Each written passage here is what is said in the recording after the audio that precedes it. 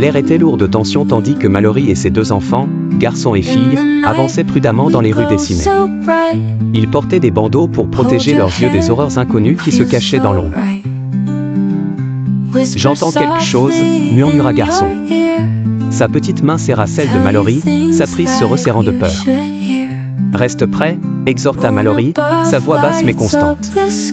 Alors qu'ils poursuivaient leur périlleux voyage, le son devenait plus fort. C'était une mélodie envoûtante, portée par le vent comme l'appel d'une sirène. La chanson les invitait à avancer, ses notes séduisantes se tissant à travers leurs sens. « Nous devons y aller », dit Fille, tirant le bras de Mallory. Sa voix était urgente mais remplie d'une innocence qui fit mal au cœur de Mallory. À contre ses hurles, elle suivit l'exemple de sa fille. Ils se déplaçaient à l'unisson, guidés par l'instinct plutôt que par la vue. La chanson les conduisit dans des rues vides et devant des bâtiments détruits. Ils atteignirent une maison délabrée. « C'est ça ?» demanda Boy avec anxiété. Mallory hocha la tête et leur fit signe de rester là alors qu'elle entrait prudemment dans la maison. La chanson devint plus forte, remplissant l'espace vide de sa mélodie mélancolique. À l'intérieur, Mallory découvrit une radio allumée sur une table poussiéreuse. Son volume était faible mais résonnait toujours dans la pièce désolée. Elle tâtonna pour l'éteindre, ses mains tremblant alors qu'elle s'efforçait de trouver l'interrupteur. Au moment où elle éteignait la radio, une silhouette émergea de derrière elle, un vieil homme dont les yeux étaient recouverts d'une bande de tissu. Il se dirigea lentement mais résolument vers Mallory. « Qui es-tu » demanda-t-elle, le cœur battant dans sa poitrine. « N'aie pas peur » répondit-il d'une voix calme qui démentait son apparence âgée. « Je t'attends. » L'homme expliqua qu'il avait passé des années à étudier ces créatures, à découvrir leurs faiblesses et leurs tactiques. Il avait trouvé un moyen d'exploiter leur pouvoir et de l'utiliser contre eux. Ils se nourrissent de la peur, expliqua-t-il. Mais ils peuvent aussi être contrôlés par elle. Mallory écoutait attentivement, son esprit bouillonnant de possibilités.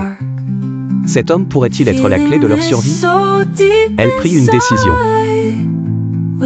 Les créatures invisibles qui affligeaient le monde étaient implacables, poussant quiconque les regardait à la folie et au suicide. Mais Mallory était prête à prendre ce risque pour protéger ses enfants. Ensemble, ils élaborèrent un plan. Ils créeraient un costume pour Mallory, un bandeau renforcé de métal et de rembourrage, afin qu'elle puisse affronter les créatures en toute sécurité sans succomber à leur influence. Les jours se transformèrent en semaines alors qu'ils rassemblaient des provisions et fortifiaient la maison. Le vieil homme partagea ses connaissances avec Boy et Girl, leur apprenant à naviguer dans le monde en utilisant leurs autres sens. Enfin, le jour arriva. Mallory enfila le costume de fortune, sentant son poids et sa protection autour de sa tête.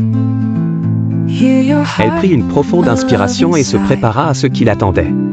Le vieil homme la conduisit dehors, guidant ses mouvements comme un allié de confiance. L'air était lourd d'impatience alors qu'il s'aventurait en territoire inconnu. Tout à coup, Mallory l'entendit, le bruissement des feuilles, le bruit lointain des pas. Les créatures étaient proches. « Sois courageuse », murmura le vieil homme à son oreille alors qu'il rentrait dans la sécurité de la maison. À chaque pas en avant, la peur menaçait de submerger Mallory. Elle resserra sa prise sur la main de Boy, puisant de la force dans sa présence. Puis elle le sentit, une rafale de vent contre son visage, suivie d'un silence étrange qui emplit ses oreilles. Restez immobile, murmura-t-elle à Boy et Girl alors que l'incertitude s'emparait de son cœur. Le temps s'arrêta alors que Mallory attendait que quelque chose, n'importe quoi, se produise. Son esprit parcourut tous les pires scénarios qu'elle avait répétés dans sa tête.